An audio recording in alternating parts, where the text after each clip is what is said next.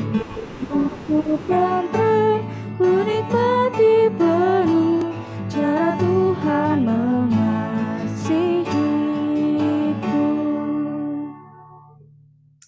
Mari kita satu di dalam doa.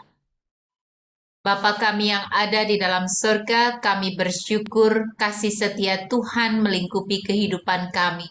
Ada begitu banyak cara Tuhan mengasihi kami, dari alam semesta, dari orang-orang yang di sekitar kami, dari setiap pengalaman-pengalaman hidup kami, dari setiap perjumpaan demi perjumpaan yang kami lewati.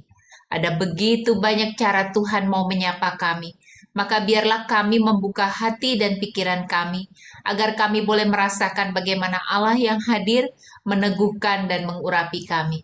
Pada saat ini juga lewat ibadah Komisi Pemuda, biar ini juga boleh menjadi cara Tuhan yang menyapa kami, meneguhkan kami, agar kami terus bertumbuh di dalam Engkau. Kami mohon kuat kuasa Roh Kudus-Mu ya Bapa, memimpin ibadah kami dari awal hingga akhir, sehingga segala sesuatu yang kami alami bersama sebagai persekutuan tubuh Kristus dalam ibadah ini membuat kami terus bertumbuh dan memuliakan Kristus. Berkati para pelayan-pelayan-Mu yang telah mempersiapkan diri, biarlah segala kuat kuasa Roh Kudus menyertai dan memberkati kami, agar kami boleh menjadi berkat dalam persekutuan ini. Kiranya kasih Tuhan memimpin dan memberkati kami dari awal hingga akhir. Dalam Kristus Yesus, pemimpin ibadah kami pada saat ini, kami berdoa. Amin. Teman-teman, ketika kita menjalani kehidupan di tengah-tengah lingkungan kita, seringkali kita lalai dan terkadang kita pun menjadi batu sandungan bagi diri kita sendiri. Kita lebih sering melakukan sesuatu hal sesuai dengan ego kita ataupun kehendak kita, sehingga kita gagal untuk menjadi pembawa damai. Marilah kita merendahkan hati kita dengan menyanyikan Tetap Setia.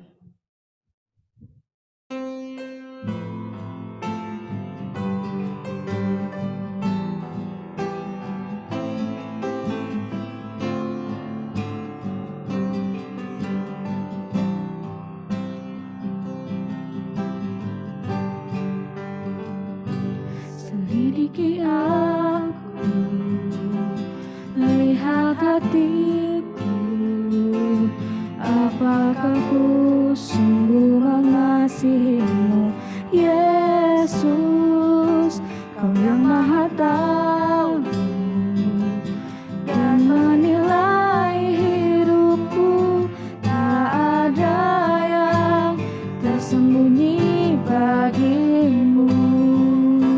Telah kulihat kebaikanmu yang tak pernah habis di hidupku.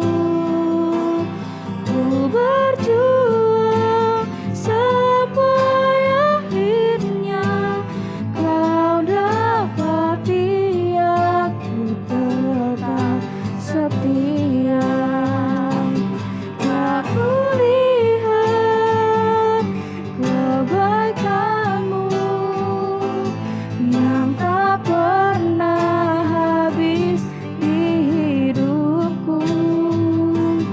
Ku berjuang sampai akhirnya Kau dapati aku tetap setia. Mari kita berdoa. Bapa yang baik, Bapa yang bertata di dalam kerajaan sorga, kami anak-anak-Mu datang di hadapan-Mu dengan merendahkan diri. Kami minta ampun ya Bapa, jika selama seminggu ini kami yang melanggar, kami yang melakukan sesuai dengan ego kita, kehendak diri kita sendiri, sehingga kami gagal ya Bapak untuk menjadi pembawa damai. Dan kami pun terkadang lupa bahwa Tuhan yang sudah memberikan anugerah dan kasih-Nya kepada kita, dan kami pun lupa Tuhan untuk mengucap syukur kepada Tuhan. Ampuni segala tutur kata, sikap, dan perbuatan kami ya Tuhan. Di dalam nama Tuhan Yesus, haleluya, amin. Verse of the week pada hari ini terambil dari Lukas 6 ayat 36 sampai 37 yang berbunyi demikian. Hendaklah kamu murah hati seperti Bapamu adalah murah hati. Janganlah kamu menghakimi, maka kamu pun tidak akan dihakimi. Dan janganlah kamu menghukum, maka kamu pun tidak akan dihukum. Ampunilah dan kamu akan diampuni. Saat ini kita mau bersama-sama menyiapkan hati dan pikiran kita sebelum mendengarkan firman Tuhan yang akan disampaikan oleh Ibu Pendeta Dahlia Vera dengan tema kita hari ini, Best of the Best. Oleh karena itu, aku ajak teman-teman untuk menyanyikan lagu Lord Let My Heart Be Good Soil.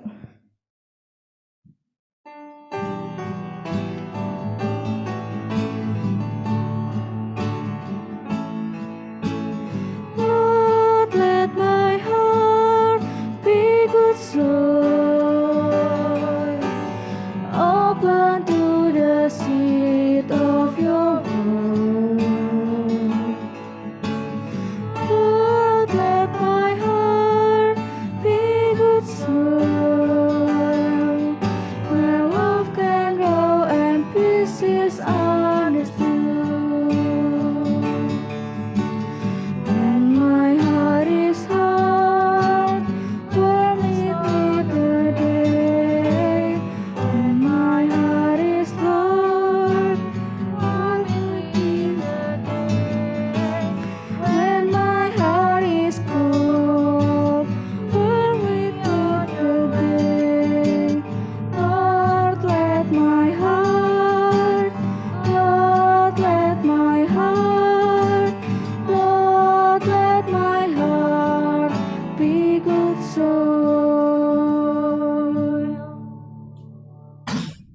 Mari kita satu hati untuk mendengar dan merenungkan firman Tuhan. Bapa, biarlah di dalam kuasa dan kasih-Mu Engkau lembutkan hati kami yang keras. Engkau pimpin pendengaran dan pikiran kami, agar dalam pelayanan firman ini kami boleh menyambut firman Tuhan dengan penuh ketaatan. Dan biarlah lewat firman Tuhan yang boleh diberitakan, kami dapat melihat kehidupan kami di dalam rencana dan rancangan Tuhan, dan kami mengarahkan seluruh upaya kami untuk mewujudkannya. Kasih karunia Allah biarlah terus menyertai kami untuk menjadi pelaku-pelaku firman Tuhan. Berfirmanlah kepada kami ya Bapa, karena kami siap untuk mendengar dan memeliharanya. Dalam Kristus Yesus kami berdoa. Amin.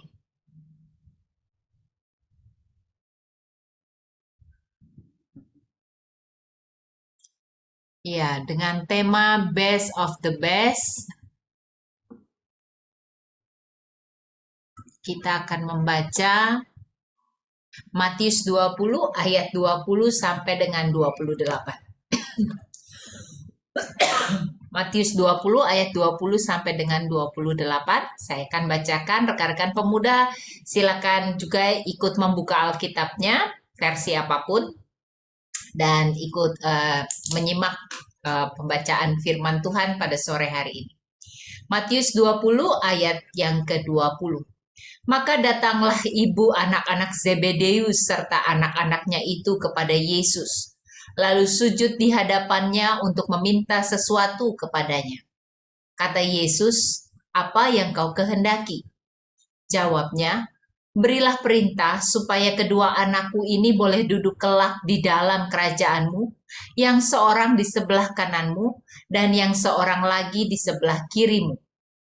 Tetapi Yesus menjawab katanya, "Kamu tidak tahu apa yang kamu minta. Dapatkah kamu meminum cawan yang harus kuminum?"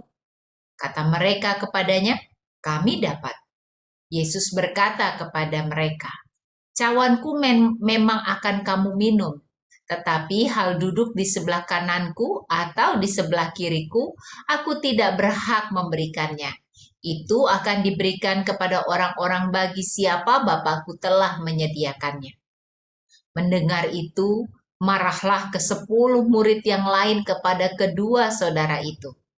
Tetapi Yesus memanggil mereka lalu berkata, "Kamu tahu bahwa pemerintah-pemerintah bangsa-bangsa memerintah rakyatnya dengan tangan besi, dan pembesar-pembesar menjalankan kuasanya dengan keras atas mereka.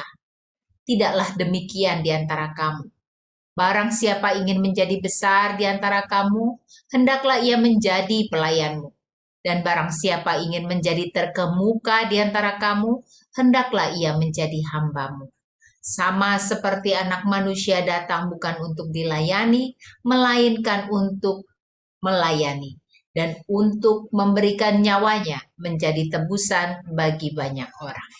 Demikianlah Injil Tuhan Yesus Kristus. Kita disebut orang yang berbahagia karena mau mendengar dan memelihara firman-Nya.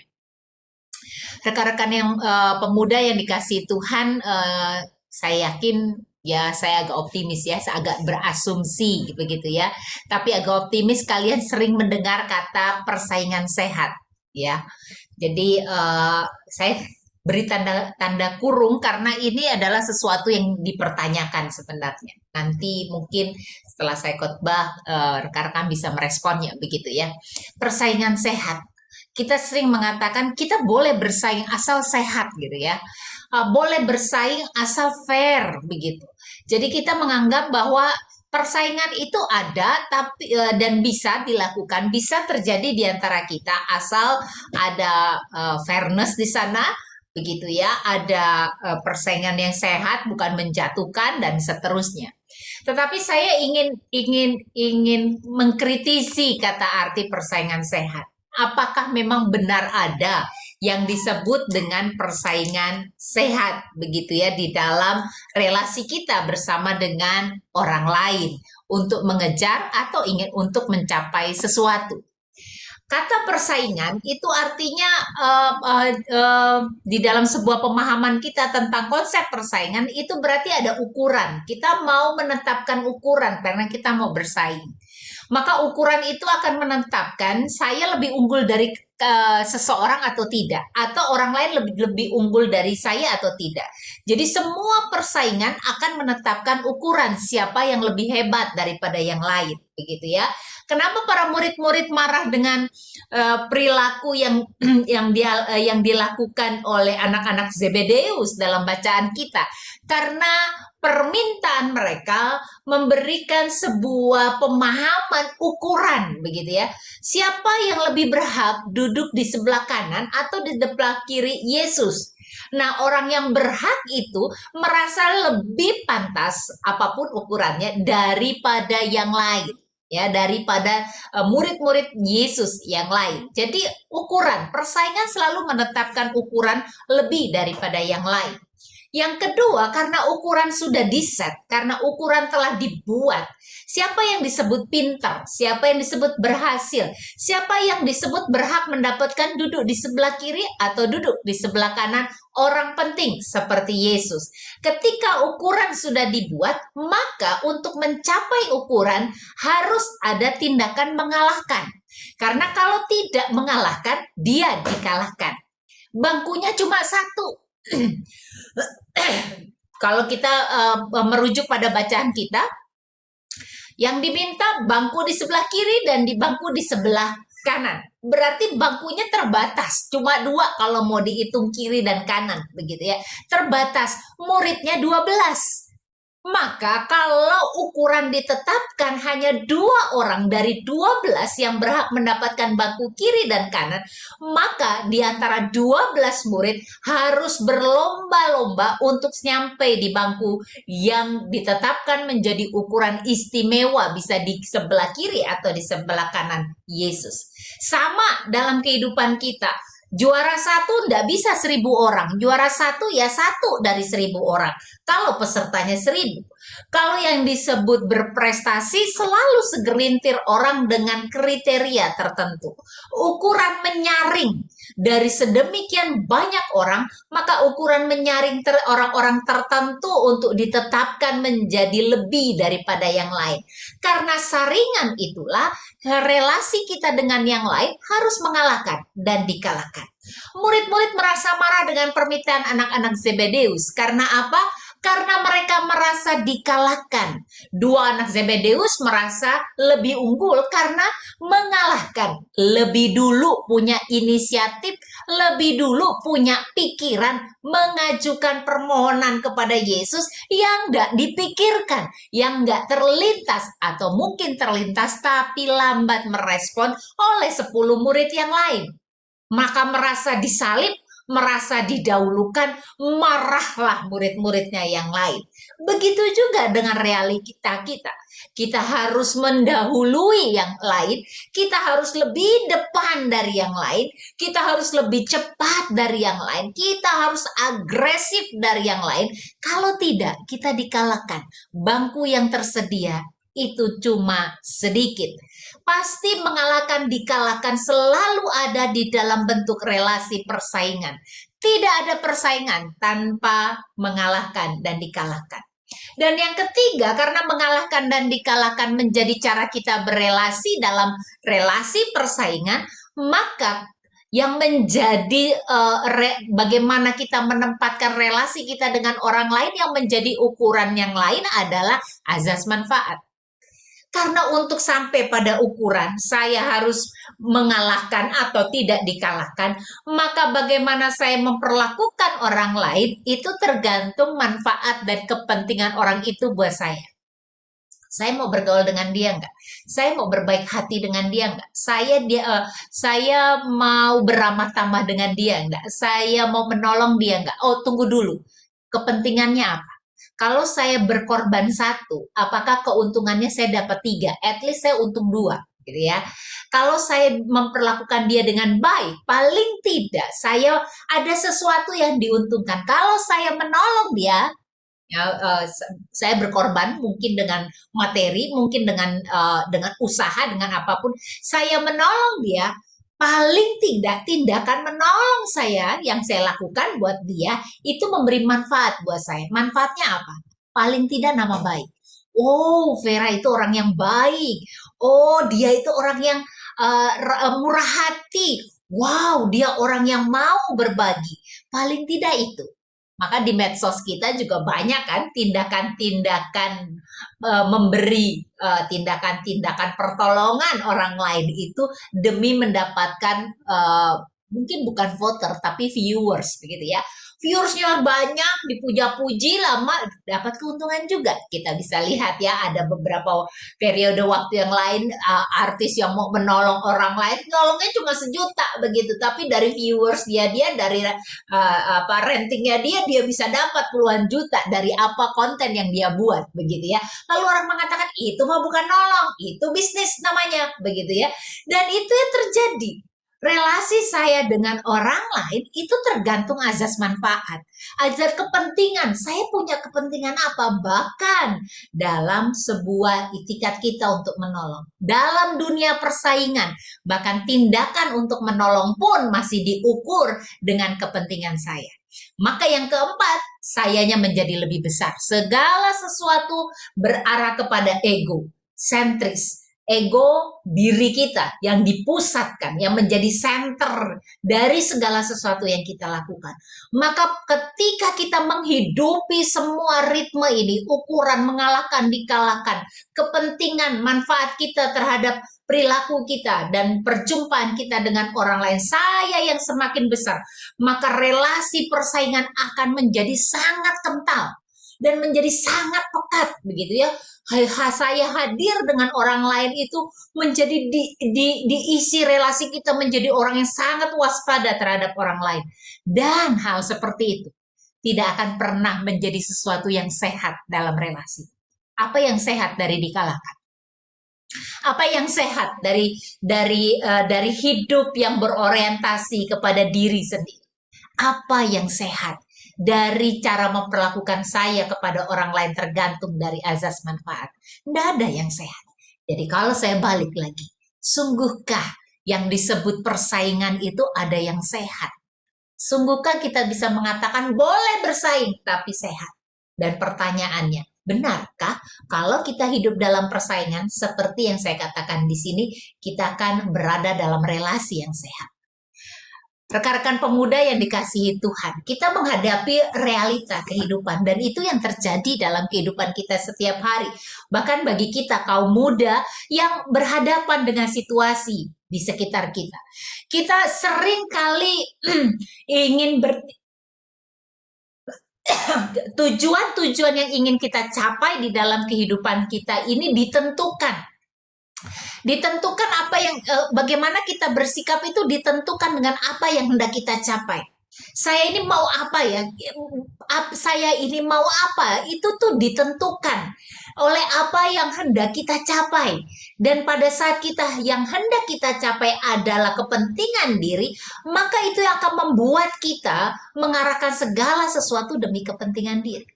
Kalau yang hendak kita capai itu popularitas, maka segala sesuatu akan kita arahkan untuk popularitas. Kalau yang ingin kita capai yang disebut dengan pemuda berhasil itu gajinya 2 digit, posisinya at least manager, begitu ya, punya fasilitas-fasilitas tertentu. Oh itu tujuan saya ketika saya di usia seperti ini.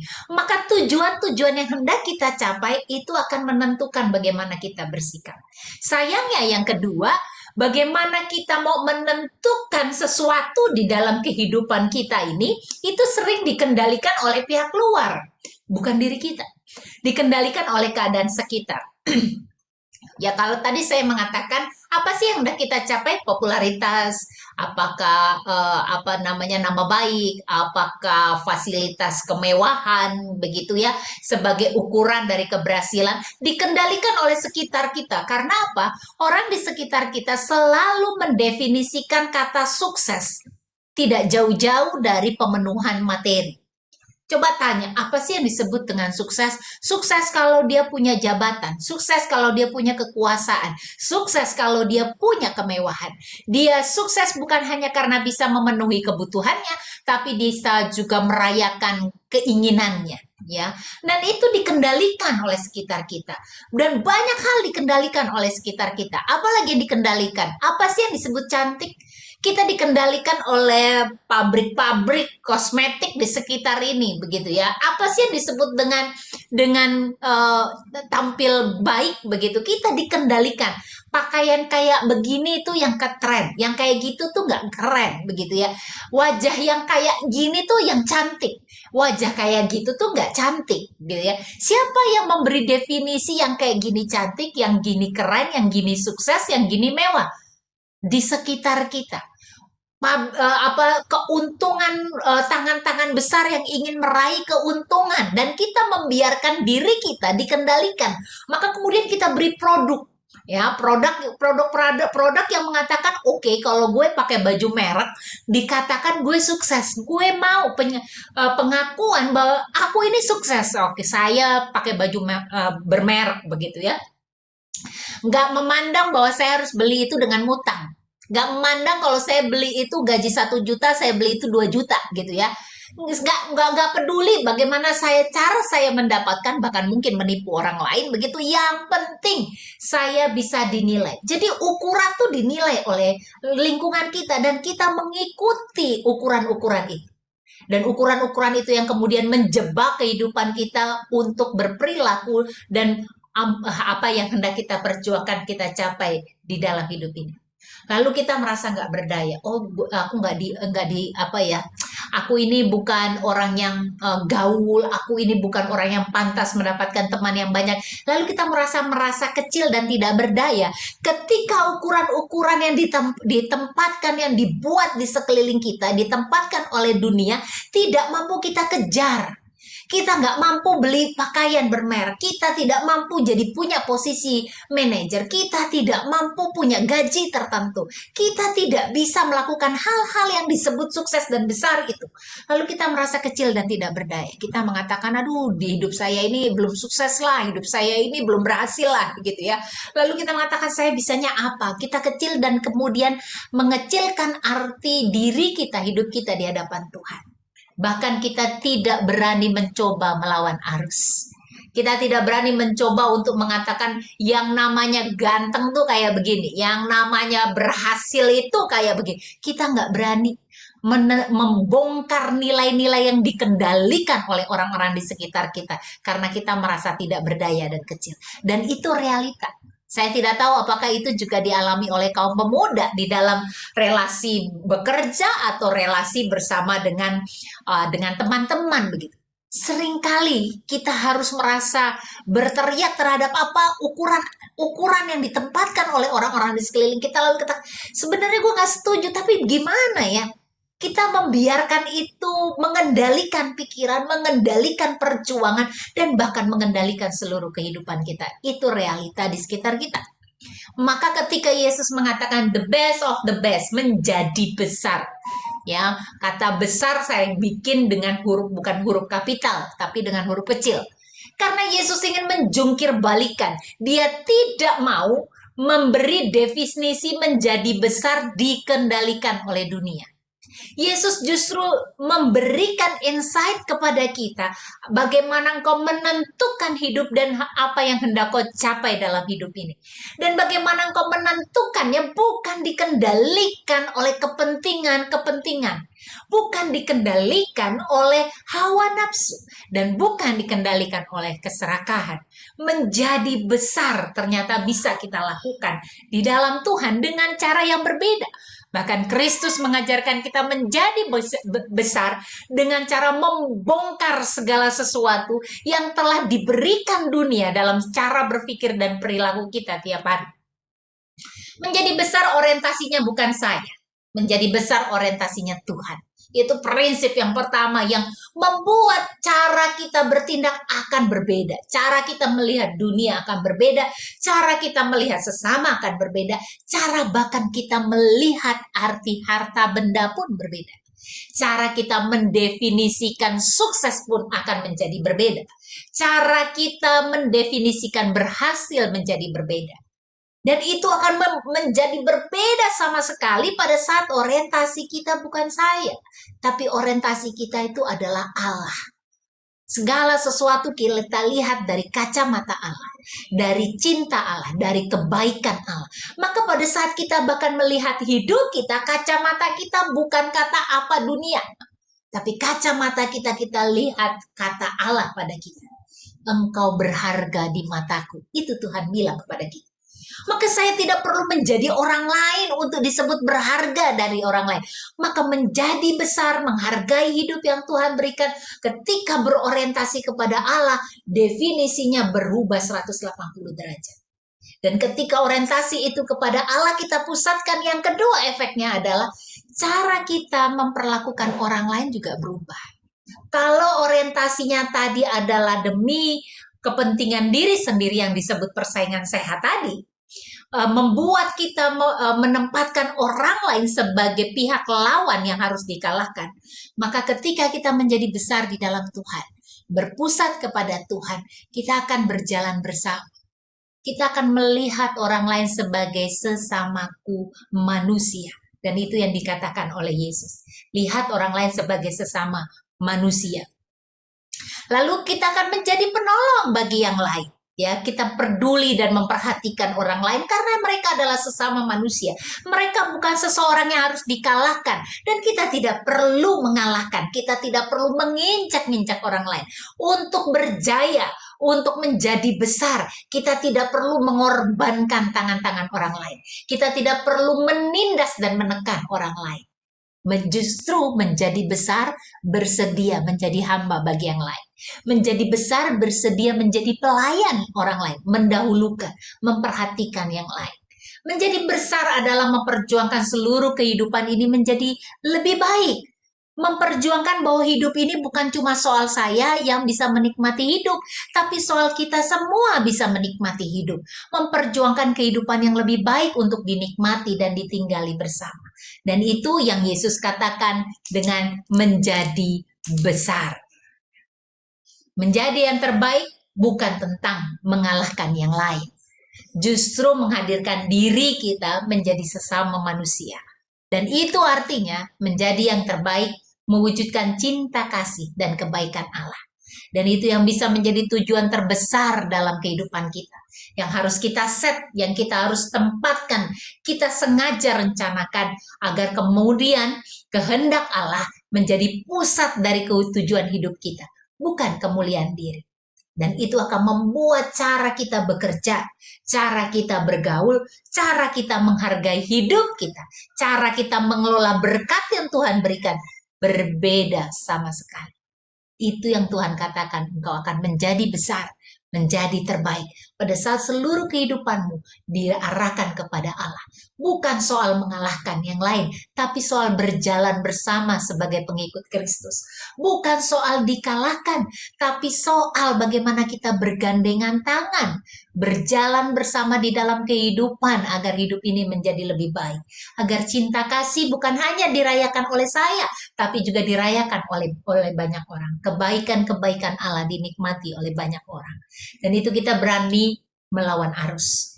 Tentukan nilai kita. Bagaimana cara kita berani melawan arus? Ya tentukan nilai hidup. Kalau tidak, orang lain akan menentukan nilai hidup kita. Dunia yang akan mengarahkan nilai hidup kita. Kalau kita sudah bisa menentukan nilai hidup kita, kita tahu kecepatan yang mau kita lakukan, kita tahu apa yang mau kita perjuangkan, maka perjuangkan dengan gaya hidupmu. Kalau kita tahu nilai kita adalah bagaimana kita ditetapkan Tuhan jadi berkat, maka kita akan memperjuangkan gaya hidup kita, gaya hidup yang lain, gaya hidup ramah, baik kepada manusia, kepada lingkungan, kepada siapapun. Gaya hidup yang percaya kepada anugerah Tuhan yang Tuhan berikan kepada kita. Gaya hidup merayakan kehidupan sehingga kita bisa menghadirkan sukacita dan damai sejahtera dalam hidup. Dan itu yang membuat kita harus, kalau mau melawan harus, ya kita harus murnikan hati supaya kita terus-menerus diasah, dibersihkan Tuhan untuk mencapai tujuan yang kita mau tentukan di dalam nilai Kristus, misi Kristus. Melawan arus tidak mudah, maka kita harus berani bertahan, berjuang dan berkomitmen. Melawan arus itu tidak pernah mudah. Kita pasti dapat cibiran, kita mungkin dianggap orang aneh gitu ya. Kita mungkin dianggap lo kok lo begitu ya. Tetapi pada saat kita tahu nomor satu, ini tujuan saya, kita bertahan. Tapi kita terus berjuang. Kita menentukan apa yang disebut baik, bukan di dalam Tuhan dan bukan dunia yang menentukannya. Yang menentukan adalah Allah dan kita tahu itu yang pasti yang terbaik. Dan kita berkomitmen, kita mau terus melakukannya tiap hari. Kita kendalikan dan bukan dikendalikan. Kendalikan hidup kita karena kita mengendalikannya di dalam Tuhan. Ya, dan jangan mau dikendalikan oleh dunia. Kita kendalikan itu di dalam kuasa Allah. Kita mau menentukan cara hidup kita di dalam kehendaknya. Saya mengambil 3 contoh orang-orang di sekitar kita yang memilih mengendalikan hidupnya dan menjadi berkat buat orang lain. Ada Butet Manurung. Dia dengan seluruh kehidupannya, dia dengan sengaja, berencana, berkomitmen, dan berjuang menjadi berkat bagi anak-anak rimba. Tujuan dia agar anak-anak rimba tidak dikendalikan oleh pihak luar yang ingin merampas tanah mereka dan alam mereka. Caranya apa? Belajar membaca. Agar mereka tidak sekedar menandatangani kontrak yang isinya kemudian membuat mereka terusir dari tanah mereka. Karena orang asing selalu punya kepentingan-kepentingan merampas harta bumi mereka. Maka Butet Manurung masuk ke sana dan memberikan pencerahan bagaimana bertahan hidup dari singa-singa yang selalu ingin mengalahkan dan dikalahkan. Dia menempatkan diri bukan ingin menerkam, tetapi menempatkan diri untuk menjadi sahabat agar kehidupan Anda lebih baik, supaya kehidupan ini lebih baik. Lalu dia Widuretno. Dia adalah seorang ibu yang bekerja, berjuang di desa Bantul, Yogyakarta. Bagaimana dia berupaya untuk mengajarkan orang-orang desa menghargai apa yang Tuhan berikan dalam alam semesta dan tidak terlindas dengan hidup modernitas, karena di desa yang disebut dengan keren itu berarti makan ciki-ciki begitu ya. Makanan sehat, ubi, singkong itu adalah makanan yang tidak tidak keren begitu, tidak keren, kemudian itu tidak menjadi prestis. Yang namanya hidup baik, hidup modern itu pergi ke mall, bukan ke sawah. Ke sawah tuh nggak penting, bertanam itu nggak penting, itu kampungan begitu ya. Itu bagaimana dunia ngeset cara berpikir kita, arti modernitas, maju dan seterusnya. Tapi Budia mengajarkan kepada mereka arti alam yang diberikan Tuhan. Bahwa hidup sehat tuh apa sih? Ubi itu jauh lebih sehat daripada mecin-mecin itu. Ya, bagaimana mereka mengelolanya agar mereka berdaya ekonomi, dan dia bekerja sama dengan masyarakat di sekitar, bahkan juga mendirikan sekolah pagesangan. Sekolah pagesangan, sekolah yang melawan arus. Dia mengajarkan anak-anak meneliti apa yang mereka mau kembangkan, tidak berdasarkan kurikulum yang ada, dan itu mereka berdaya gunakan. Luar biasa cara cara dia bersama dengan masyarakat mengembangkan kehidupan yang lebih baik. Maga Karenea ada mendirikan rumah aman di usia 16 tahun. Saya cukup terkagum-kagum dan follow dia di IG begitu ya.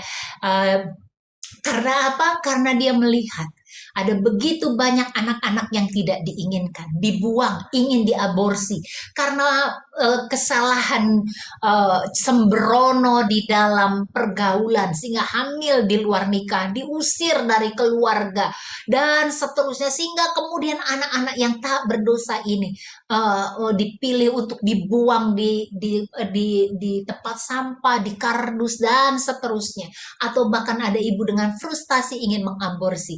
Dia hadir untuk mengatakan engkau berharga, masa depan pun yang baik akan diberikan pada saat engkau boleh bertanggung jawab dengan hidupmu. Dia membangun rumah aman bagi anak-anak yang tidak aman hidupnya, agar mereka mendapatkan kesempatan yang terbaik untuk mendapatkan adopsi. Dan itu yang mereka pilih. Mereka melawan arus, tetapi inilah yang harus dilakukan kalau kita mau menjadi yang terbaik.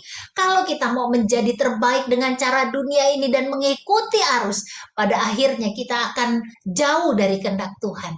Kita akan mengikuti cara dunia memperlakukan orang lain untuk dikalahkan dan mengalahkan, untuk bukan menghadirkan cinta kasih tapi kebencian, untuk merampas dan bukan untuk berbagi. Mereka memilih berbagi. Mereka memilih memberikan hati dan cinta kasih. Mereka memilih berjuang di antara kehidupan ini. Dan kiranya pilihan itu juga menjadi pilihan kita, anak-anak Tuhan, dalam konteks kita masing-masing. Tuhan pasti punya rencana atas kehidupan kita masing-masing. Maka mari kita memilihnya. Dan Tuhan ingin menentukan pilihan yang kita buat itu seperti yang Dia kehendaki. Maka pada saat itu, kita akan hidup di dalam rencana Tuhan yang membuat kehidupan ini menjadi lebih baik dan bukan membuat kehidupan ini dipenuhi oleh persaingan. Maka hendaklah kamu menjadi besar. Besar dalam apa? Bukan soal berapa banyak duitmu. Bukan soal berapa besar prestasimu. Bukan juga bukan soal berapa mahalnya hidupmu. Tapi soal kemurahan hati. Soal cinta, soal kebaikan, soal kepedulian. Maka kalau begitu apakah Tuhan tidak mengizinkan kita punya kemewahan atau fasilitas? Tentu tidak. Ketika kemurahan hati, cinta, dan kebaikan menjadi tujuan kita, Tuhan pun tahu bagaimana cara memelihara kehidupan kita. Tapi jangan tempatkan itu jadi tujuan. Tempatkanlah kebaikan Tuhan jadi tujuan yang mengarahkan kehidupan kita. Maka kita akan lihat bagaimana di dalam cinta Tuhan, Tuhan juga pelihara kehidupan kita. Menjadi yang terbesar di dalam Tuhan tidak bisa kita tempuh dengan cara dunia. Hanya kita bisa lakukan dengan cara Kristus. Dan Kristus telah mengajarkan kepada kita menjadi yang terbaik dalam kehidupan ini. Menghadirkan diri untuk kemuliaan Allah, menjadi sahabat bagi sesama, memperjuangkan kehidupan yang Tuhan percayakan menjadi kehidupan yang lebih baik. Kiranya ini juga yang boleh menjadi boleh menjadi misi kita sebagai kaum muda. Sebelum kita mengakhiri firman Tuhan ini, saya memberi kesempatan bagi kaum muda, anak GKI Depok, kalau ingin merespon atau ingin bertanya. Saya persilakan.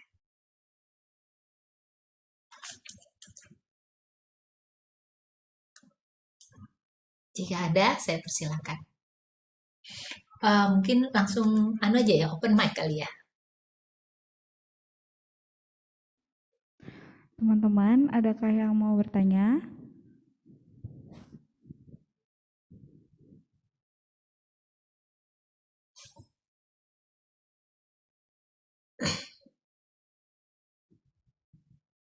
Oke, sepertinya masih malu-malu. Dari gereja ada beberapa pertanyaan. Silakan. Oke, saya bacakan ya. Hmm. Ada yang bertanya, berusaha menjadi yang terbaik, terkadang memunculkan sikap cemburu akan orang lain. Bagaimana caranya untuk menjauhi sikap cemburu itu? Langsung atau saya kumpulin? Langsung aja. Oke, ya. Eh, iri hati itu ditentukan oleh ukuran tadi. Ya, kalau ukuran saya adalah mengalahkan dan dikalahkan, maka iri hati akan selalu menginggapi hidup kita. Gitu. Ya, dia duluan lagi yang dapat tiga, gua harusnya yang tiga gitu ya. Ya. Orang lain tuh selalu akan menjadi lawan dalam hidup kita. Bagaimana saya mengendalikan iri hati saya, cemburu saya kepada keberhasilan lain saya, ubah orientasi hidup. Kalau kita nggak ubah, kita cuma sekedar seperti, ayo ditaklukkan nggak, gue harus ini. Kayak lelah, kayak menjaring angin gitu ya, atau kayak meninju angin gitu. Selama kita hanya melihat definisi orang lain sebagai pihak yang harus dikalahkan, iri itu akan selalu mengingkapi kita. Tapi kalau kita lihat begini ya, misalnya saya melihat MC-nya, sorry, namanya siapa?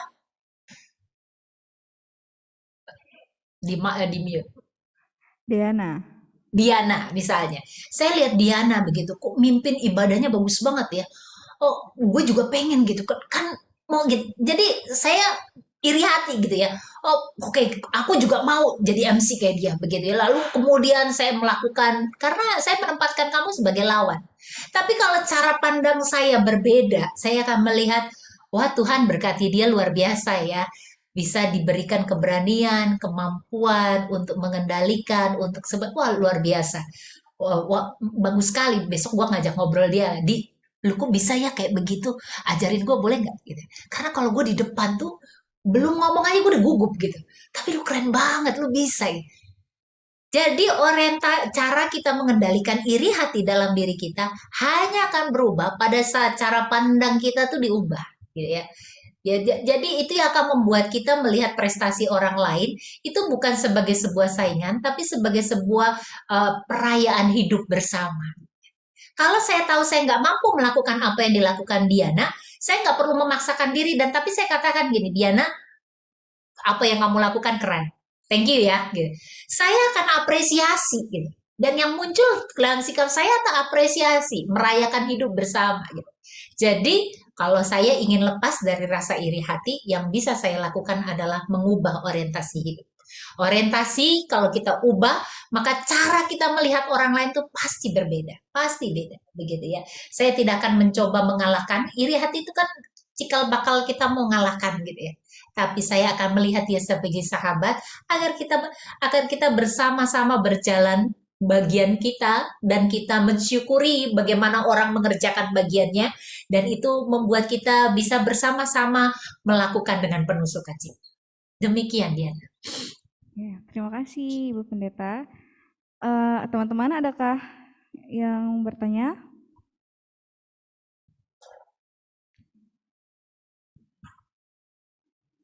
Oke, kalau tidak, ada pertanyaan lagi nih dari Ya, teman-teman di gereja. boleh. Iya, pertanyaannya, di dalam pelayanan pasti kita menginginkan yang terbaik dan lebih besar bagi pelayanan bersama. Tapi ya itu, kalau misalnya melawan arus dan justru membangun konflik di dalam persekutuan, apakah dengan begitu kita tidak menghadirkan dan menjalani misi Allah dengan menghadirkan kasih, padahal keinginan ini dilakukan guna demi mengembangkan pelayanan bersama. Demikian pertanyaannya, Ibu. Iya, kadangkala upaya kita melawan arus tidak dipahami oleh orang lain. Dan kadangkala itu mendatangkan reaksi. Ya, nah reaksinya tuh macam-macam. Ada reaksi yang mendukung, tapi ada reaksi yang juga nggak mendukung. Karena dia nggak menangkap apa yang mau kita kita apa ya mau perjuangkan begitu ya. Dalam gereja gitu. Kadang-kala majelis punya kebijakan-kebijakan tertentu, ya. Kebijakan itu pasti mau sampai kepada tujuan yang baik, begitu. Lalu kemudian kita merasa nggak nangkep gitu. Kok gitu sih kayak gitu ya. Lalu kita mulai bereaksi, marah, protes dan seterusnya, begitu ya. Akhirnya kemudian persekutuan kita menjadi sangat tidak nyaman, begitu ya. Mungkin ada ketegangan, ada kemarahan dan seterusnya.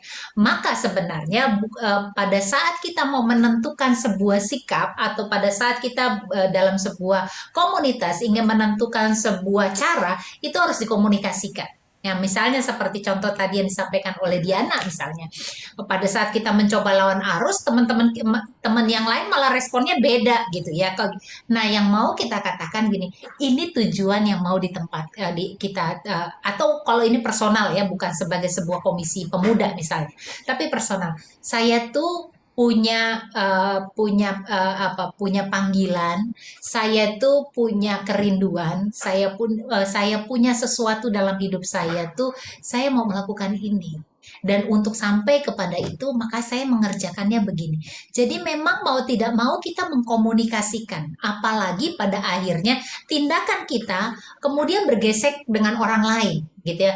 Apapun yang membuat terjadi pergesekan itu, begitu. Nah, itu komunikasi harus dibangun. Terlebih lagi buat saya persekutuan orang percaya, ya. Di dalam persekutuan melayani, saya rasa komunikasi-komunikasi itu harus terbentuk, ya. Bahwa ada pergesekan tak terhindarkan, pasti nggak terhindarkan begitu, karena kita nih jalan bareng, hidup kita nggak sendiri-sendiri ya, tapi hidup kita itu hidup bersama dan itu akan membuat kita pasti saling terpengaruh atau dipengaruhi. Dan pada saat komunikasi dibuka, kemauan kita mengerti orang lain juga dibuka, pengertian dan hati kita juga dilapangkan. Mungkin pengalaman-pengalaman pergesekan itu justru menjadi pengalaman yang indah untuk bertumbuh bersama. Baik, terima kasih untuk jawabannya Ibu, sangat Sama-sama. memberkati.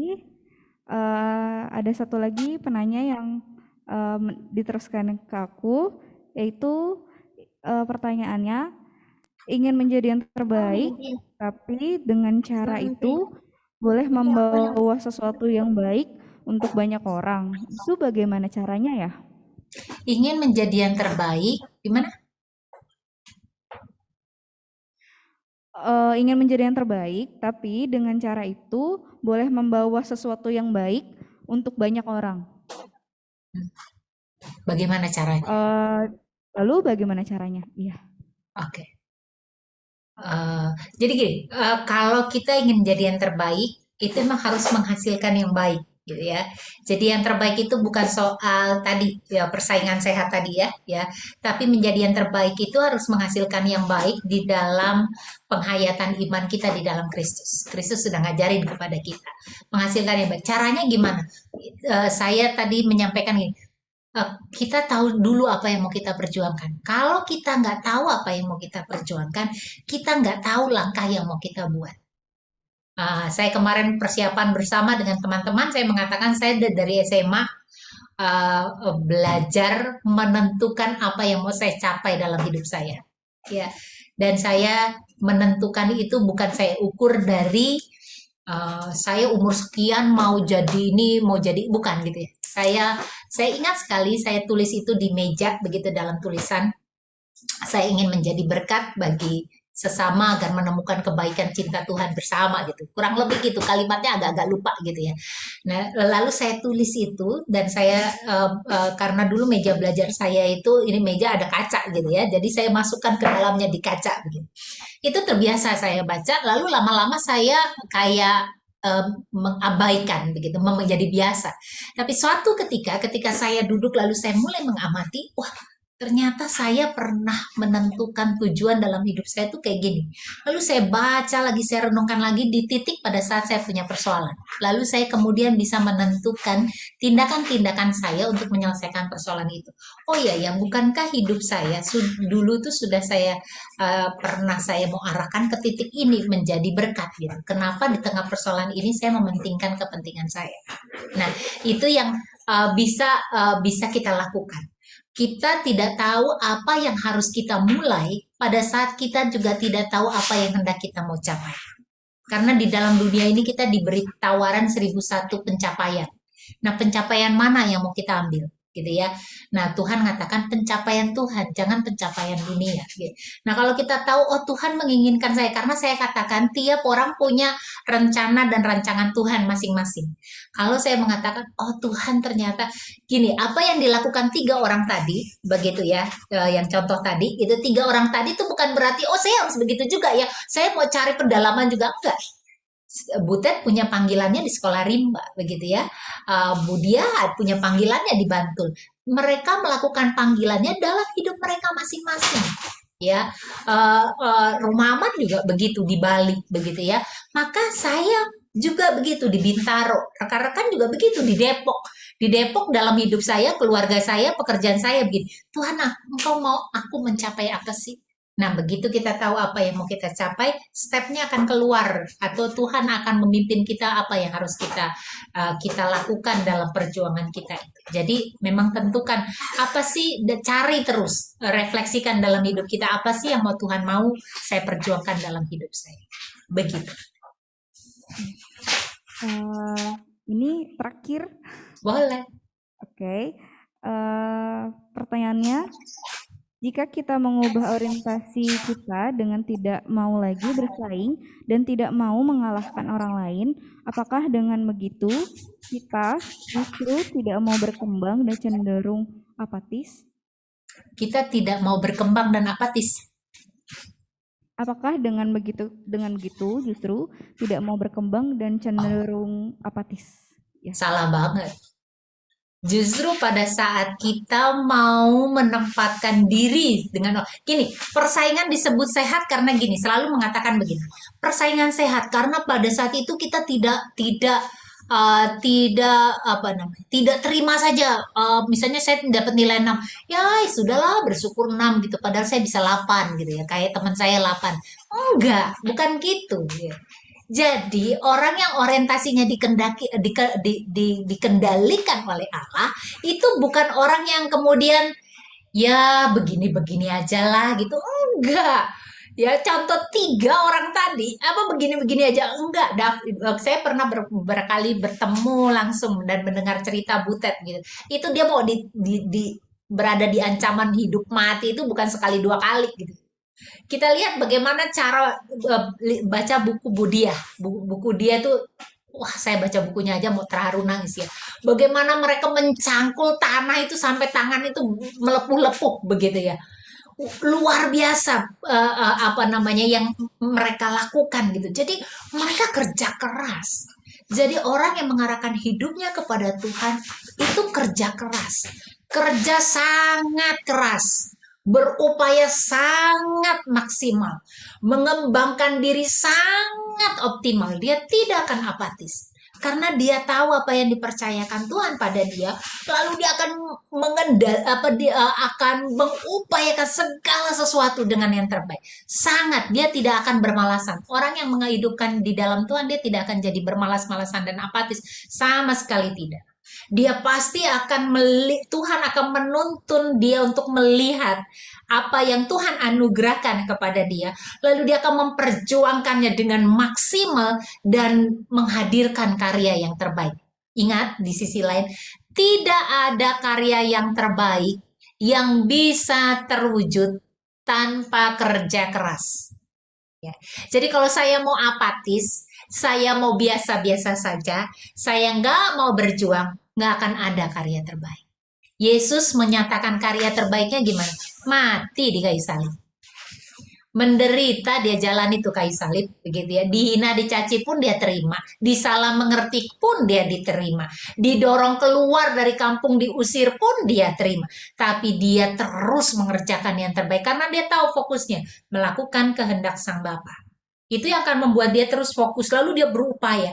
Tapi upaya dia itu tidak terganggu dengan orang di sekitar gitu loh. Saya jadi melakukan upaya gitu, saya udah nggak punya waktu untuk iri hati sama orang lain. Saya udah nggak punya, ih gila dia udah beli mobil baru, gue belum, masih yang kayak begini. Ih dia udah pakai itu, udah nggak ada waktu untuk lihat kayak begitu ya. Tapi cara pandang saya, wow, Tuhan berkati kamu loh dengan posisi seperti itu. Wah, Tuhan berkati kamu kayak gitu. Saya pun akan mengupayakan bagaimana hidup saya diberkati untuk memberkati orang lain. Jadi, kalau ini saya mengatakan buat teman pemuda, melakukan yang terbaik di dalam Tuhan bukan berarti take it for granted. Bukan arti menerima gitu aja. Enggak. Pada saat kita melakukan itu di dalam Tuhan, Tuhan akan mengarahkan kita untuk berjuang semaksimal mungkin, seoptimal mungkin bahkan, gitu ya, sehingga kita melakukan sesuatu yang terbaik dalam hidup kita. Saya garis bawah lagi, tidak ada karya yang terbaik yang tidak dikerjakan dengan air mata dan keringat. Tidak ada karya yang terbaik yang tidak dikerjakan dengan pengorbanan dan kerja keras. Dan itu yang harus kita lakukan. Begitu. Baik. Karena temanya sangat menarik dan jawabannya sangat menarik juga, ada satu lagi pertanyaan Silakan. menarik, ya, terakhir, sangat-sangat terakhir, yaitu bagaimana cara kita mengetahui apa yang Tuhan inginkan, apa yang ingin kita capai dalam hidup dan bukan pencapaian duniawi? Itu Ya, pertanyaan yang baik. Jawabannya hanya adalah satu, berbicara sama Tuhan. Karena tiap orang jalannya beda. Kalau saya jadi pendeta, saya tidak ingin mengatakan semua orang jadi pendeta. Enggak. Ya, enggak, jalannya beda-beda. Kenapa jalannya beda-beda? Karena dunia yang harus digarami ini gede banget. Banyak banget, begitu ya. Yang harus digarami dengan cara Tuhan tuh luas sekali. Maka kita diutus Tuhan di segala sektor, di segala posisi, di segala sudut yang Tuhan percayakan kepada kita dalam kehidupan kita. Maka gimana taunya? Berdoa. Berdoa, berefleksi, merenung. Saya butuh waktu yang lama kok untuk itu. Ya, masa kecil saya punya cita-cita tertentu gitu ya. Wah, saya orangnya agak fokus gitu ya. Jadi kalau saya udah punya cita-cita, wah saya diarahkan itu. Tapi saya muter lagi, oh nggak ke situ gini. Sampai di satu titik saya mengatakan, enggak itu semua. Saya memilih untuk jadi pendeta. Dan untuk memilih jadi pendeta, orang tua saya marah gitu ya.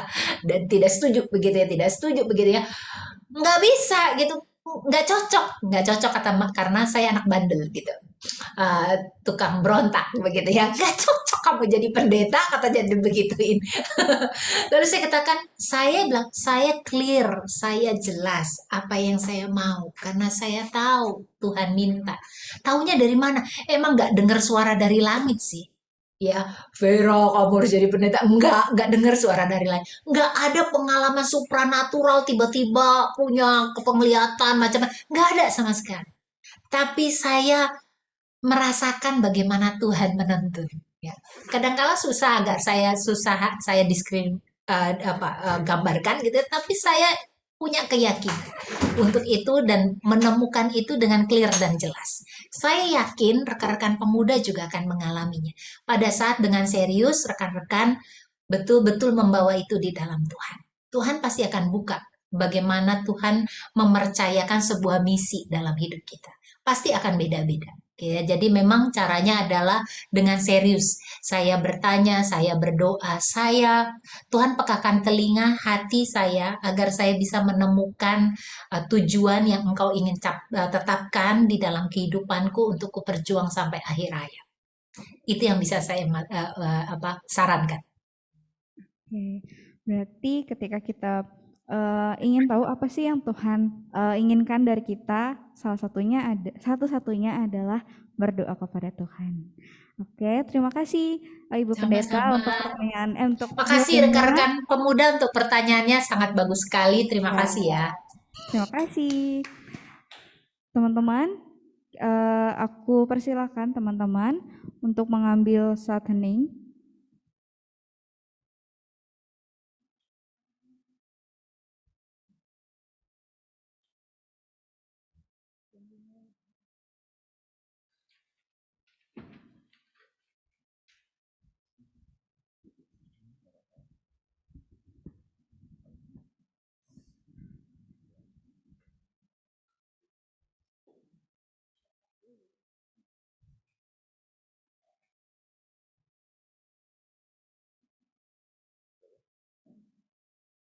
Marilah kita bersama dengan umat Allah di masa lalu, masa kini, dan masa depan, mengikat pengakuan iman pada baptisan kita menurut pengakuan iman rasuli.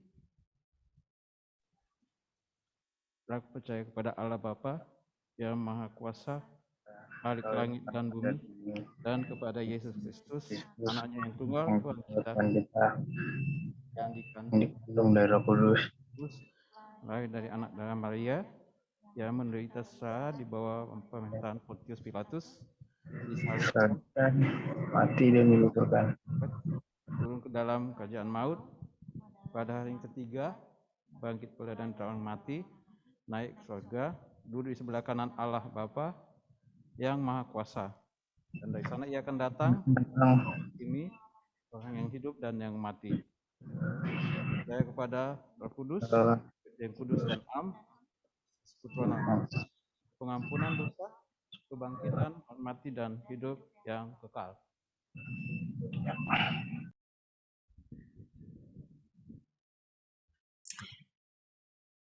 Mari kita satu di dalam doa. Saya akan memimpin doa syafaat kita. Mari kita berdoa.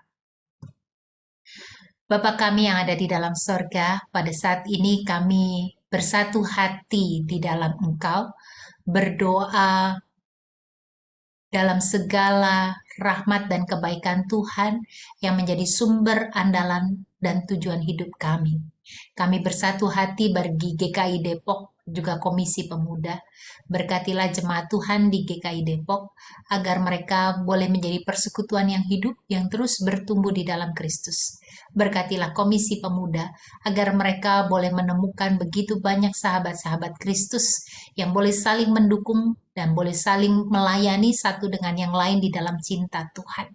Berkatilah relasi di antara mereka, agar mereka boleh terus bertumbuh di dalam Kristus untuk melayani Engkau dengan setia, dan itu boleh menjadi kekuatan bagi para pemuda, menjadi garam dan terang dalam kehidupan mereka masing-masing.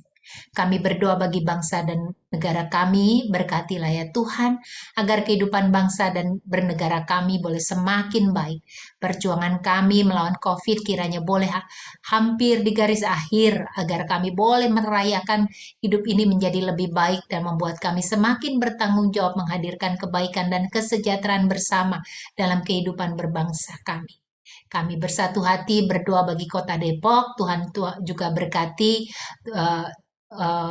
para pemimpin, para pemerintah di Kota Depok ini, agar mereka juga boleh memakai kekuasaan, wewenang, tanggung jawab yang Tuhan percayakan dalam kedudukan mereka untuk menghadirkan kebaikan dan kesejahteraan bagi warga Depok. Berkati juga gereja Tuhan, orang-orang Kristen yang Tuhan tempatkan di kota ini, agar mereka juga memperjuangkan kesejahteraan hidup bersama untuk dapat dinikmati oleh semakin banyak orang. Kami juga berdoa bagi COVID dengan segala penanganannya. Kami bersyukur kondisi semakin baik. Kami terus berwaspada pasca Lebaran yang sudah berlalu. Kiranya tidak ada ledakan COVID lagi ya Tuhan, yang berarti sehingga kami dapat terus melakukan banyak kehidupan karya di dalam kehidupan ini seperti yang Tuhan kehendaki. Sekalipun pada masa COVID yang lalu kami pun diberi kekuatan untuk tidak berhenti berjuang, kami percaya kalau Tuhan juga terus memberkati kami, memampukan kami untuk terus berkarya, menghadirkan kebaikan. Dan kiranya penanggulangan COVID dapat berjalan dengan baik di negeri kami. Kami berdoa bagi para pemuda yang berada di dalam pergumulan untuk mendapatkan pendamping hidup. Tuhan berkati relasi para pemuda kami, relasi cinta kasih mereka dengan kekasih hati mereka, atau yang sedang mencari pasangan yang terbaik. Biarlah Tuhan menolong mereka di dalam rahmat kebaikan-Mu, agar perjumpaan-perjumpaan anak-anak Tuhan boleh tercipta dan mereka dapat membangun relasi yang baik dan sehat yang membuat mereka semakin bertumbuh di dalam Kristus. Biarlah perjumpaan kami dengan lawan jenis kami membuat kami boleh bergantung untuk terus setia kepada Engkau. Kami berdoa bagi rekan-rekan pemuda yang sedang mengarahkan hidup, merencanakan untuk memasuki jenjang pernikahan. Berkatilah mereka ya Tuhan, agar di dalam semua proses mereka boleh dimantapkan, mereka boleh dikuatkan untuk mengambil keputusan seperti yang Tuhan kehendaki. Biar cinta kasih di antara mereka diikat oleh cinta kasih Kristus. Kami juga berdoa bagi para pemuda dalam hidup bersama dengan keluarganya, orang tua, saudara, atau mungkin yang sudah berumah tangga di dalam proses kehidupan rumah tangga mereka. Bagi para pemuda yang sedang mempersiapkan merindukan kehadiran buah hati dari pernikahan mereka, Tuhan berkati mereka dalam pergumulan ini. Biarlah mereka boleh terus berharap di dalam Tuhan, memperjuangkan apa yang Kau kehendaki dalam harap mereka. Kami percaya kasih setia Tuhan menganugerahkan kebaikan dalam kehidupan mereka, sehingga mereka mampu berelasi dengan penuh cinta kasih dengan orang tua dan saudara, dengan suami dan istri, dan di tengah upaya mereka untuk menghadirkan anak, kira kasih Tuhan juga menolong setelah setiap upaya yang mereka lakukan. Kami berdoa bagi para pemuda yang sedang berjuang dalam kuliahnya, tugas skripsi ataupun tesis, yang berjuang dalam pekerjaannya, yang sedang mencari proses mencari pekerjaan, bahkan proses bekerja untuk bekerja dengan baik, berprestasi dengan baik. Kiranya Tuhan menolong para pemuda kami dengan segala upaya yang ingin mereka capai. Mereka capai di dalam Tuhan, sehingga mereka capai bukan dengan mengalahkan yang lain, tetapi mereka capai di dalam tujuan yang mereka mau Tuhan nyatakan menjadi berkat dan kemuliaan bagi nama Tuhan. Berkati setiap kerja keras yang mereka lakukan setiap hari. Kiranya Tuhan berkenan, dan kiranya semua itu boleh menjadi berkat bukan hanya bagi pemuda, tetapi juga bagi orang-orang di sekeliling mereka. Kami juga berdoa Tuhan bagi kesehatan kami. Tuhan berkati kami agar kami dapat memelihara gaya hidup yang baik, gaya hidup yang sehat, sehingga hidup kami juga boleh kami perhatikan dengan bijaksana. Kami berharap dengan semua itu kesehatan yang baik boleh Tuhan limpahkan kepada kami. Kami berdoa bagi pemuda yang berulang tahun, bagi Gina, bagi Olin, bagi Evita. Kami bersyukur untuk kasih setia Tuhan yang menambahkan usia kepada mereka. Biarlah mereka terus merayakan hidup mereka di dalam Tuhan. Biar pertambahan usia yang mereka nikmati ini menjadi sebuah pengalaman hidup yang mereka jalani bersama dengan Tuhan, yang membuat mereka semakin mencintai dan juga taat kepadamu. Terima kasih ya Bapa. Kami serahkan seluruh pergumulan kehidupan kami ke dalam tangan pengasihan Tuhan yang mengajarkan kami berdoa. Bapa kami yang ada di sorga, dikuduskanlah namamu. Datanglah kerajaanmu, jadilah kehendakmu di bumi seperti di sorga. Berikanlah kami pada hari ini makanan kami yang secukupnya, dan ampunilah kami akan kesalahan kami, seperti kami juga mengampuni orang yang bersalah kepada kami. Dan janganlah membawa kami ke dalam pencobaan, tetapi lepaskanlah kami dari yang jahat. Karena Engkaulah yang punya kerajaan dan kuasa dan kemuliaan sampai selama-lamanya. Amin.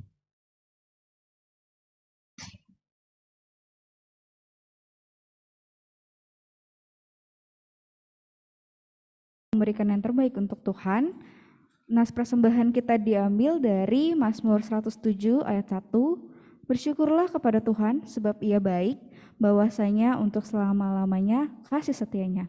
Teman-teman dapat memberikan persembahan dengan memindai QR code yang tertera di layar dan menambahkan angka 10 di akhir nominal. Sambil memberikan persembahan, mari kita menyanyikan Tuhan betapa banyaknya.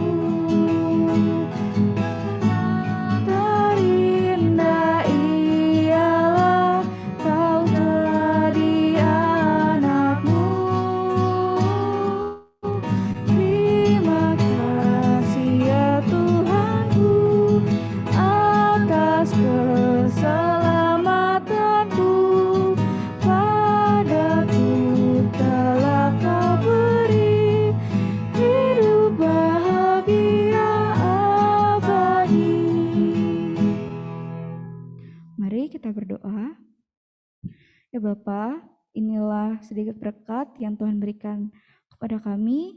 Kiranya persembahan yang kami berikan dapat berguna untuk teman-teman kami dan juga bagi gerejamu ya Bapa. Kiranya kami pun dapat terus-menerus mengucap syukur atas berkat yang Tuhan berikan. Di dalam nama Tuhan Yesus, haleluya, amin. Teman-teman, ibadah kita hari ini hampir usai, namun kita dapat mengingat firman kita hari ini yang kita terima hari ini, yaitu kita diingatkan kembali untuk menjadi pekerja dan menjadi anak-anak Tuhan yang mau bersedia melayani dan berbagi dalam kerendahan hati kita, dan Yesus pun menghendaki kita untuk selalu bersinar di tengah lingkungan dan sekitar kita. Mari kita menutup ibadah kita dengan menyanyikan lagu Yesus menginginkan daku.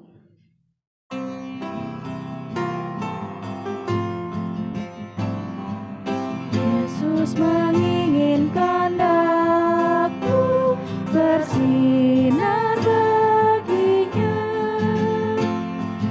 dimanapun ku berada, ku mengenangkannya. Bersinar, bersinar, itulah kehendak Yesus. Bersinar, bersinar, aku bersinar terus.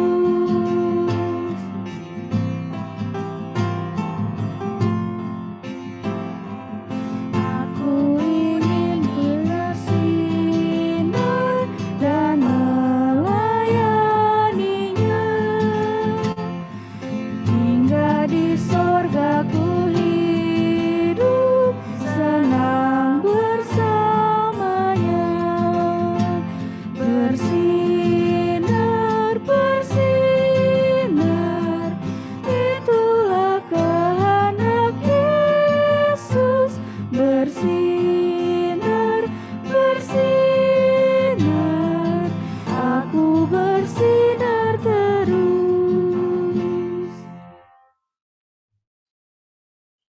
Arahkanlah hatimu kepada Tuhan, marilah kita tinggal di dalam firman Tuhan, serta hidup dalam pemeliharaan serta kasih-Nya yang besar untuk kita. Pergilah dalam damai sejahtera dan terimalah berkat dari Tuhan. Kasih karunia Allah Tuhan Yesus Kristus dan persekutuan dengan Roh Kudus menyertai kamu sekalian kini dan selamanya. Amin. Haleluya, haleluya, haleluya, haleluya, haleluya.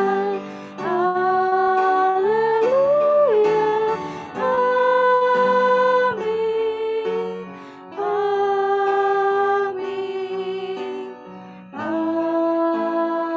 amin, amin.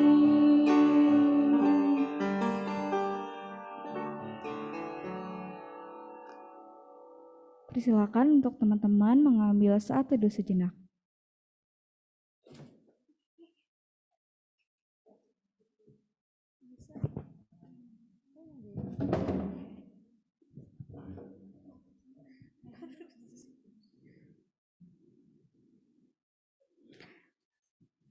Saat teduh selesai.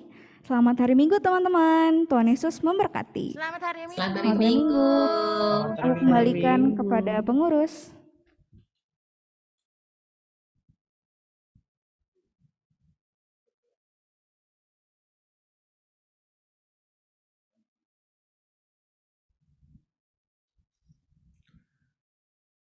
Oke. Shalom semuanya, selamat hari Minggu. Shalom. Shalom, shalom. Shalom. Feel free open mic teman-teman, kita udah usai ibadah. Selamat hari Minggu. Selamat hari Selamat hari Minggu. Oke, gitu dong, kedengaran suaranya, senang Ruli mendengarkannya. Oke, puji Tuhan, kita telah melangsungkan satu kali lagi ibadah Komisi Pemuda GKI Depok pada tanggal 15 Mei 2022 dan ada beberapa pengumuman yang perlu Ruli imbau kepada teman-teman sekalian. Yang pertama, Ruli mau mengapresiasi pelayan firman yang bertugas pada hari ini. Ada Bu Dahlia Vera Arwan dari GKI Pondok Indah. Terima kasih Bu Vera buat firmannya hari ini. Terima kasih. Terima kasih Bu. Terima kasih Of the Bank juga. mengingatkan kita tentang menjadi yang terbaik bukanlah segala sesuatunya gitu ya. Karena masih banyak hal-hal yang lain tadi kita sudah bisa pelajari dari firman kita pada hari ini gitu ya. Kiranya firman yang disampaikan oleh Ibu Vera tidak berhenti di sini aja nih teman-teman. Tapi sekiranya boleh bergema selalu di dalam kehidupan kita dan boleh kita aplikasikan dalam kehidupan kita hari lepas hari. Ruli mewakili pengurus Komisi Pemuda GKI Depok dan juga GKI Depok mengucapkan banyak terima kasih dan salam sayang dari kami buat GKI Pondok Indah, khususnya buat teman-teman pemuda di sana. Tuhan Yesus Terima memberkati kasih. Bu Vera. Terima Boleh kasih. dong teman-teman kasih reaction love kayak Amsal tuh kayaknya aku udah lihat Makasih for Amsal your love. Kasih ya. supaya Bu Vera merasakan love in the air from Banyak us. love. Thank you. Thank you Bu. Sampai bertemu di pelayanan selanjutnya ya Bu. Ya, dengan senang hati. Siap. Next slide. Nah ini dia. Sebentar, Ruli mau buka di handphone supaya lengkap gitu ya, supaya Ruli nggak missing nama menyebutkan pelayan hari ini gitu kan. Sebentar. Oke, kalau tadi Bu Vera dari sisi pelayan firman, hari ini susunan pelayanannya untuk ibadah 15 Mei, majelis pendamping kita hari ini ada Om Tamrin Simorangkir, kemudian penanggung jawabnya adalah Ruli sendiri dan juga Neta. MC-nya tadi yang memandu ada Diana, kemudian pemandu pujiannya ada Samantha, kemudian pianisnya Marcella, gitarisnya Alin, operatornya Olive, sound ada Peter, Asher, Amsal, dan host Joanna. Ruli mengucapkan terima kasih kepada teman-teman pelayan, Terima tetaplah melayani kasih. di ladang Tuhan. Mungkin dilihat di layar sekarang perempuan semua ya, memang temanya hari ini kayaknya woman empowerment gitu ya. Hari ini unjuk teman-teman perempuan nih, anak pemudi-pemudi. Semangat teman-teman untuk melayani selalu, Tuhan Yesus memberkati. Teman-teman boleh dong kasih love juga buat teman-teman pelayan hari ini. Sip. Mantuliti. Terima kasih girls, terima kasih guys. Ada teman-teman laki juga kok di sini, tenang aja. Oke, next kita punya apa? Umat baru. Tidak ada, suruh dibisikin teman humas tidak ada. Nah ini yang ulang tahun. Sebentar dulu, lihat lirik dulu. Tiga-tiganya hadir nggak? Nggak hadir tiga-tiganya. Oke, berarti teman-teman mungkin yang belum mengucapkan ulang tahun, boleh nih di Japri, ada Gina, Evita, dan Carolina, Olin, boleh mengucapkan ulang tahun untuk mereka bertiga. Next lagi. Oke, sebelum kita foto bersama, ada satu agenda lagi. Kita besok itu ada acara apa tuh Ruli gitu kan? Sebentar, supaya Ruli tidak salah sebut acaranya gitu kan ya. Sebentar ya.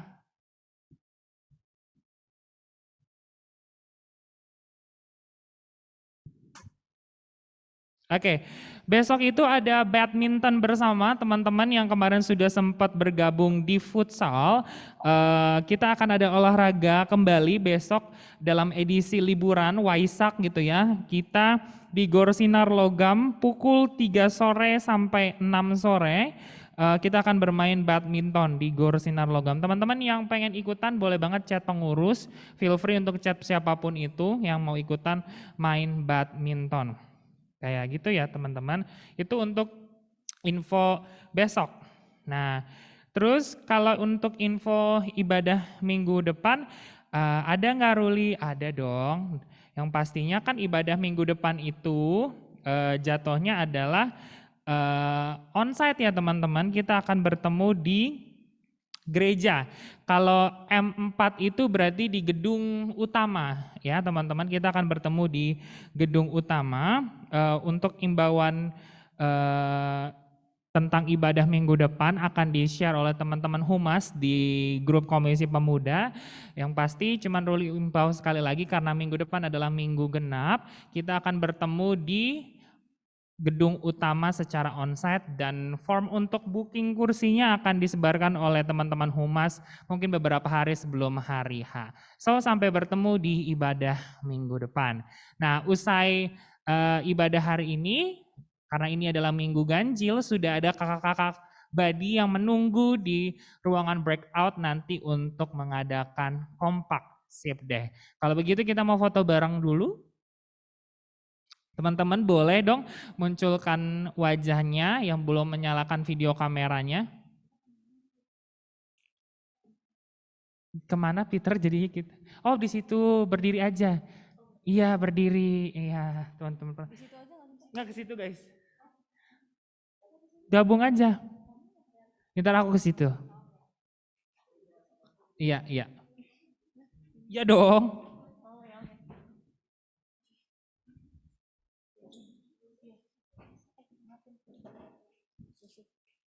Yang bantu screenshot siapa ya? Enggak apa-apa. Joanna bisa bantu screenshot gak Jo? Bisa, bisa. Tuh Joanna aja. Ayo Peter.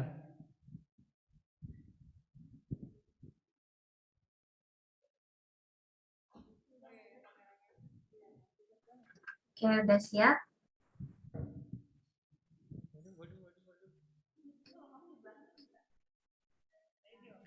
Oke, siap ya. Aku hitung. 1, 2, 3. Oh, belum. Oh, oke. Oke, aku hitung. 1, 2, 3. Oke, sekali lagi. Ganti gaya. 1, 2, 3. Oke, sip. Cek.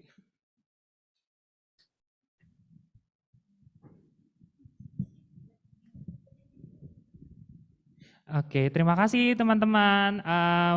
Sampai bertemu di kompak masing-masing dan juga sampai bertemu di ibadah minggu depan. Tuhan Yesus memberkati. Bye-bye. Sampai ketemu. Thank you guys. Teman-teman pelayan boleh bergabung di breakout Peter. room ya, kita evaluasi.